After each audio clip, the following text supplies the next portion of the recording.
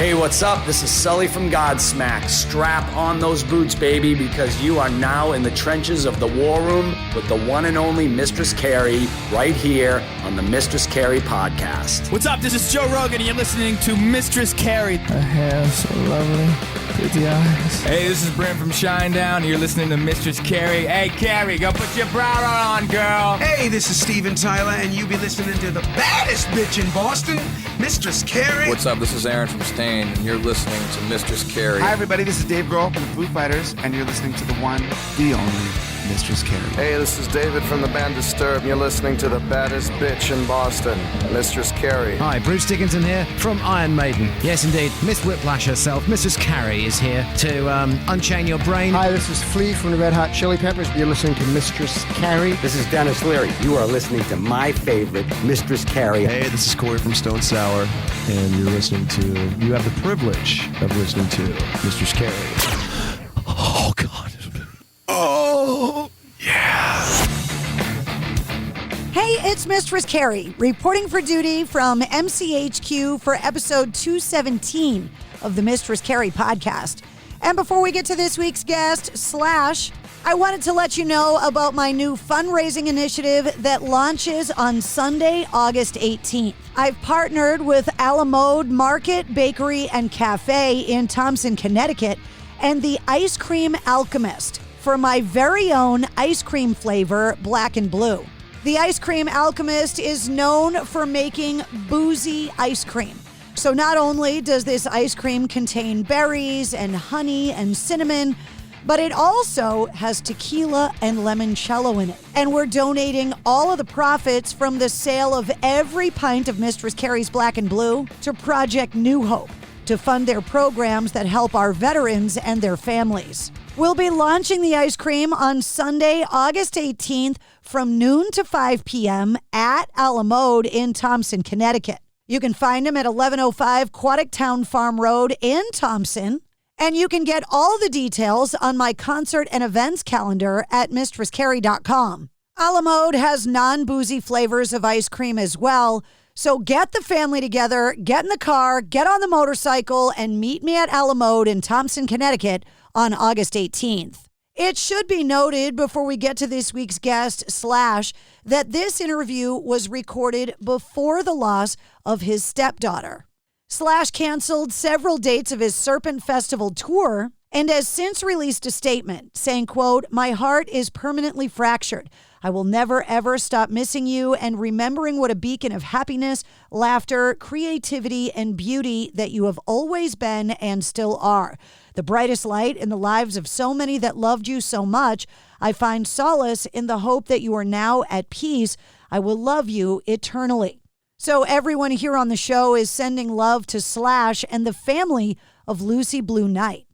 Slash will be appearing tomorrow night, August 1st, at the Leader Bank Pavilion in Boston.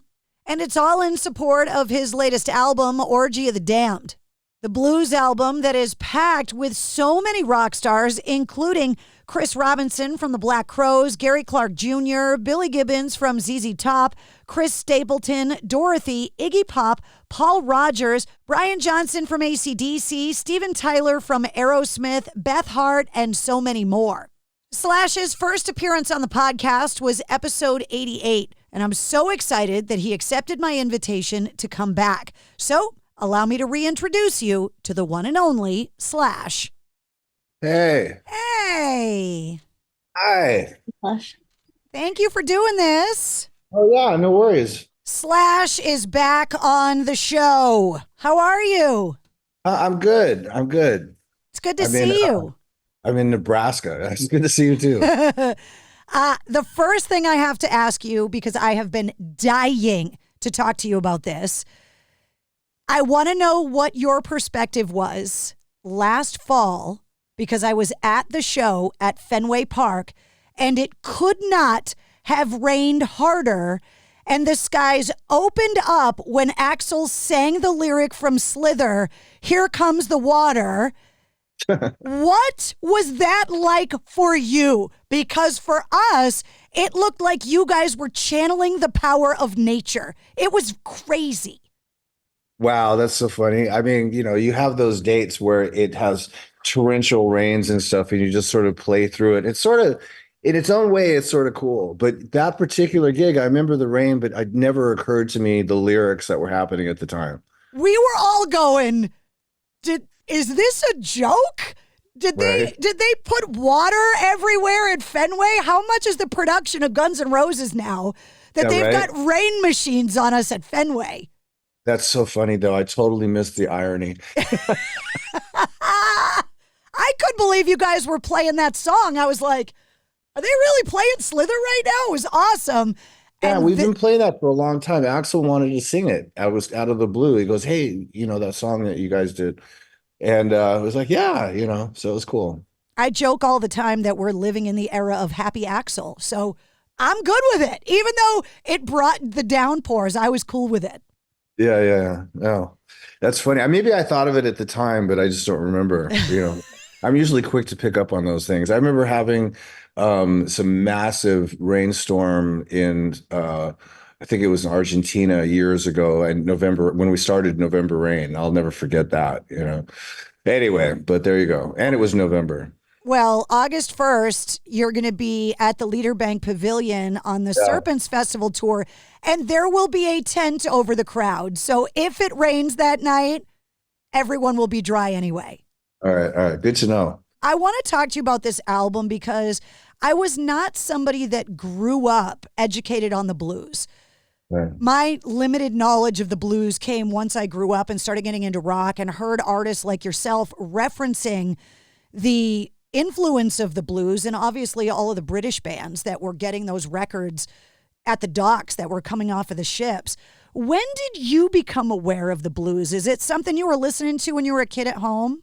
Yeah. Well, like you're talking about the British bands or, I was born in England. And so my dad was a huge proponent for fucking rock and roll at that time in I was born in 65. So all that whole period that I lived in England from 5 until 7, I was really weaned on everything British rock and roll, from the Who and the Kinks and the Yardbirds and the Stones and Moody Blues and all that stuff. And when I moved to the States, then the whole sort of musical thing broadened. My mom had really amazing taste in music.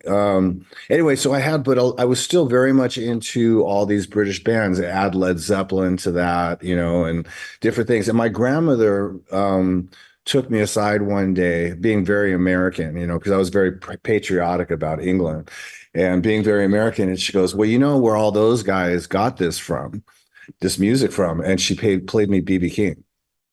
And so I was like, 7 years old. And the music had a profound effect on me. And BB's still my favorite blues artist ever since then.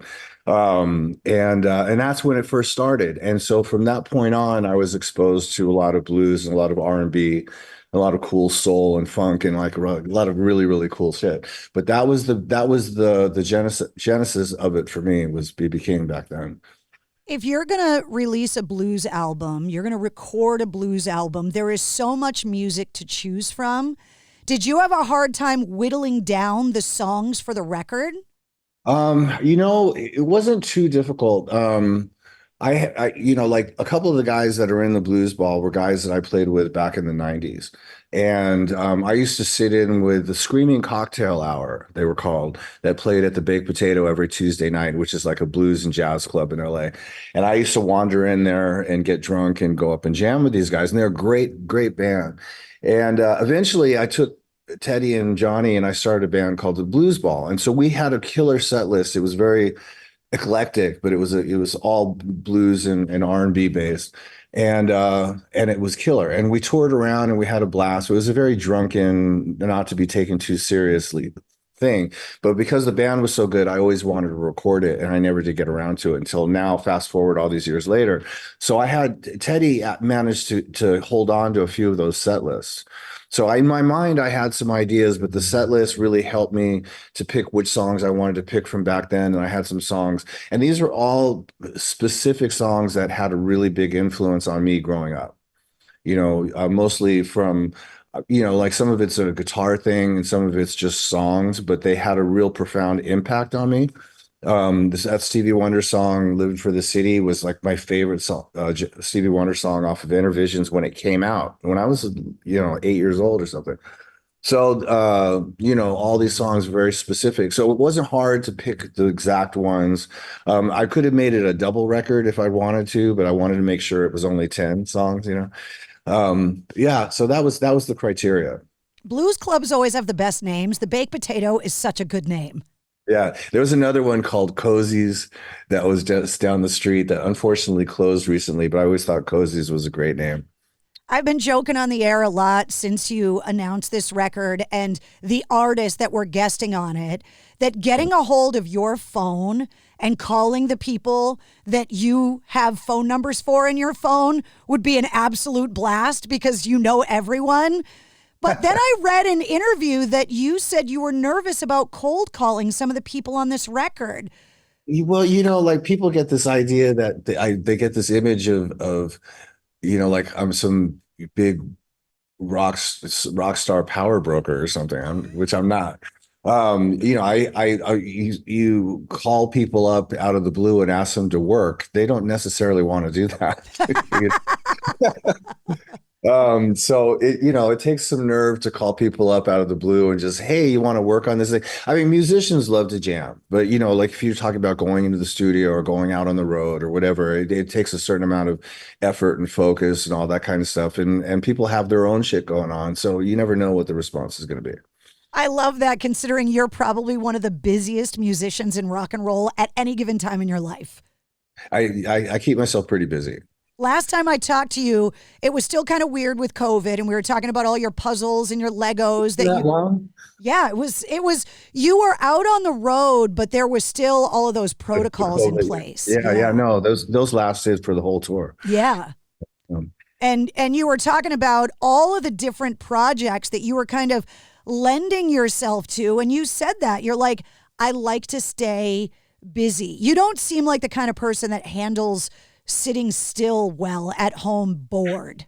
No, I definitely can't sit at home bored. That's one thing I can't do, but I can't even take a vacation, really. I mean, I do it at the behest of others, I'm not one to sort of like, hey, let's go on vacation. But a week, I think, is about as long as I can do. And then I start to get really antsy. But the main thing is it's not to keep busy for busy's sake, because there's just a lot of stuff to do, and I like to play.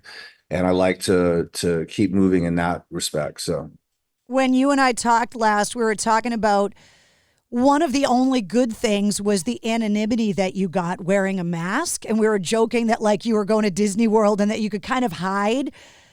I'm one of those people that after the 4th of July, I just start looking forward to Halloween. I'm one of those crazy people. And I started thinking before I talked to you today that Halloween, that whole like week and a half period, you could walk around as yourself and people would think you were wearing a costume. Well, actually, that it's funny you should say that. That's actually happened. It's great too because people go, nah, you're lying. You're not. Anyway. But Halloween's my favorite season of the year. Anyway, so. I saw this story. Of course, I saw your post about Shelley Duvall, and there's a documentary coming out about The Shining. Yeah. Do you think that's the best horror movie ever? No. I mean, this is a long story. I mean, a lot of people would agree with me, and I think Stephen King especially. If you read the book, which is one of the greatest horror books ever, it paints a certain picture, and the Jack Torrance has a real sort of, he comes from a very meek place and then turns crazy when the hotel real gets into him, and he makes a huge shift into this psycho. But prior to that, he's a very meek, lowbrow, inconspicuous kind of person. In the movie, as soon as you see Jack Nicholson, that guy's crazy. The cat's out of the bag from the very get-go. But I think that was the biggest disappointment for me in The Shining. I mean, now if I don't think about the book and I don't I just go with The Shining. The movie it's one of the great movies. It is. It's one of the great horror movies. But it was a disappointment for me because I read the book before I saw the movie, and I was really anticipating the movie. And if you remember, the first trailer that came out for The Shining was the elevator doors with the blood coming out in slow motion. And then when the movie hit, it was like I really thought Shelley Duvall played her character well. Wendy was great. I forgot the son's name. Anyway, but they were all fine. But the Jack Nicholson thing sort of just really sort of gave up the ghost right away. It's kind of hard for him to play like a Midwestern American dad with that face. Oh, I mean, I think Stanley Kubrick had him play a little bit crazy from the onset. Because there were certain lines that were delivered while they were in the Volkswagen, or just all throughout the movie, or the first half of the movie, where he says stuff that he's obviously crazy. You're out on this Serpents Festival in support of your blues album. Is this festival a one and done thing, or are you hoping to be able to resurrect this in years forward when you're not so busy with everything else? Yeah. No, I mean, it's really cool now that I'm actually, because I had no idea what I was doing. I just wanted to put this festival together, and I had different ideas about what it was all about and get all these different artists and so on. Now that we're out there doing it, it is a huge blast, and it's such a cool vibe, and the other artists are great. And like the first leg of this, I got up and jammed with Samantha Fish, and she got up and jammed with us, and I got up and jammed with Eric Gales, and he got up and jammed with us and with Warren Haynes, and back and forth.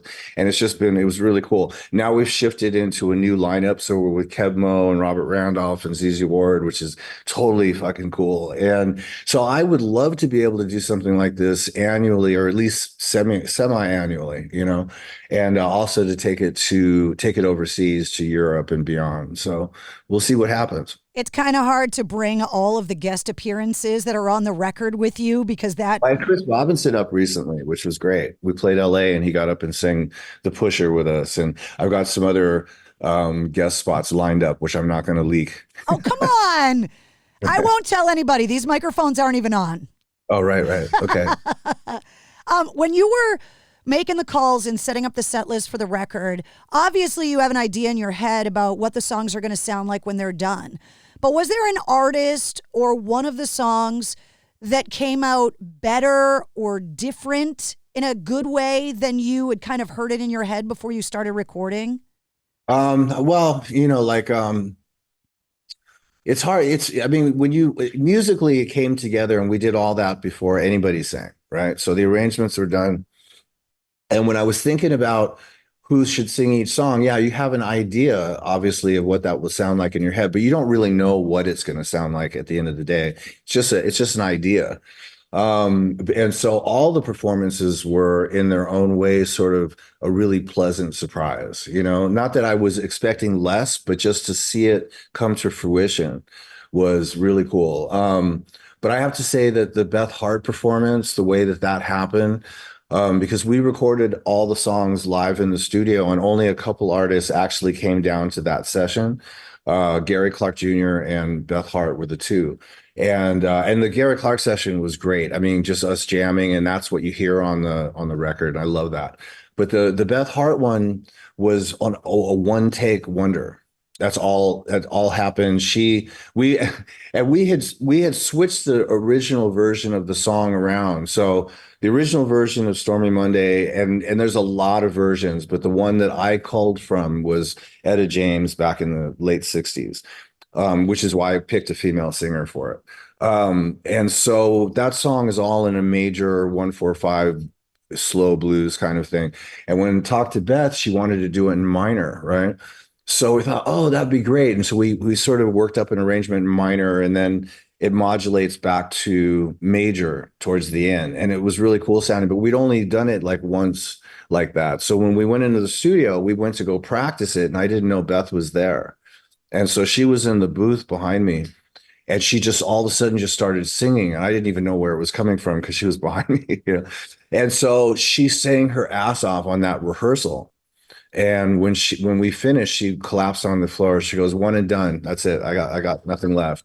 And I was like, okay, well then, and the band was actually just feeling its way through this new mode, key change and all this other stuff. And so that was the only take that we did, but it's got a certain sincerity to it, an emotional quality to it that can't really be beat. And the other thing was, it was also a point in time because Beth had just come back from Jeff Beck's memorial. So she was really emotional, and we were all really sort of emotional about losing Jeff in the first place. And so that was really the whole thing was really a testament to Jeff, It's really hard to measure the influence of a guy like him.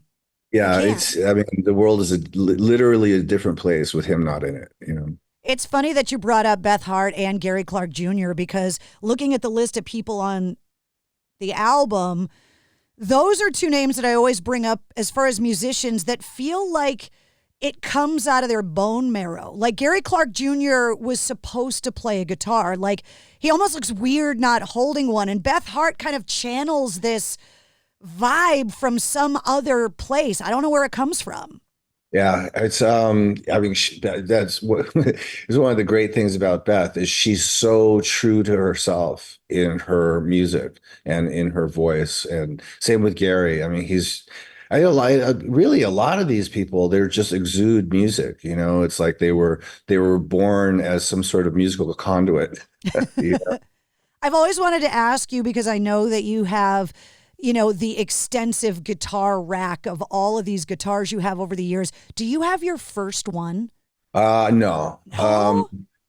No. I don't have any of my first ones. The only guitar that I still have from when I, like my very early days of playing was a guitar that was given to me when I took on a babysitting job once. Someone, I was always looking for work, and someone said to me, "Hey, I got a friend who needs a babysitter." And I was like, "Yeah, I'll do it." I think it was a 7-year-old girl. And I was like, "Okay, cool." And I went over there, and they had an acoustic, an Epiphone, 1930s Epiphone acoustic hanging on the wall. I asked them before the parents left if I could play it. And so the girl had dinner, and then she slept the whole time. And I just sat on the couch playing this really beautiful Epiphone guitar, watching Portrait of a Teenage Runaway. I remember specifically. It was Portrait of a Teenage Alcoholic with Linda Blair. That's what it was. Anyway, and then when the parents came home, they saw how enthralled with this guitar I was, and they gave it to me, and I still have it. But prior to that, I had I had a Les Paul copy, which the neck just gave out. So that one doesn't count. And then I had a Be Serious Mockingbird, which was my first real sort of professional brand guitar. And, like in the early days of Guns N' Roses, there was a lot of hawking going on.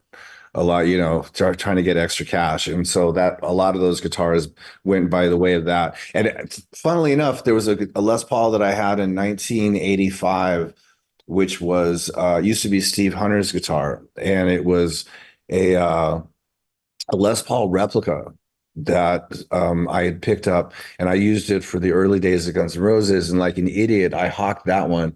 And the guy who bought it 30 years later comes back and offered to sell it back to me but for some astronomical amount of money. And he brought it down to the rehearsal studio I was in, and I saw it and played it for the first time. And I was like, "Nah, you can keep it. I'm not paying any kind of money for it."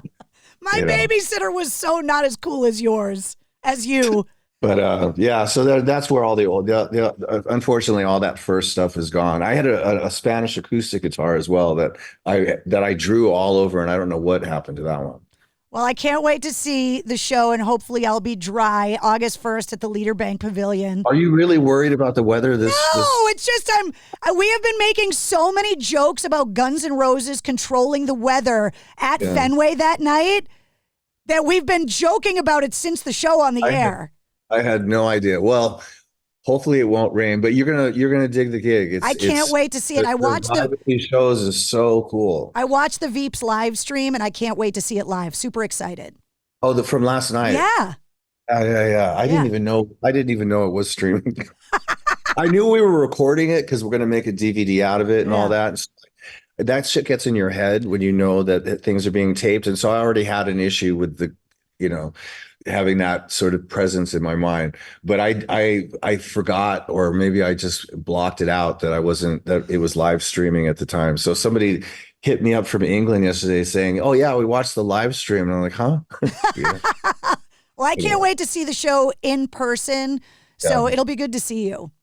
Yeah. Well, I will see you down there for sure. Yeah. Thank you so much. Yeah, it's good talking to you. You too. I love all the stuff you got in the background. Oh, I'm trying to make my room as cool as yours. It's a little bit different than the last time I saw you. Yeah, the neon light's a new gift from the husband. He was like, "You need a little neon in there." Yeah, right? It almost looks like a stoner's den. You get the blue light poster going on. Yeah, black I need that. Yeah, I get the MC Escher skull over there on the wall. I got a little bit of everything. All right. Well, listen, have a good one, and I will see you soon.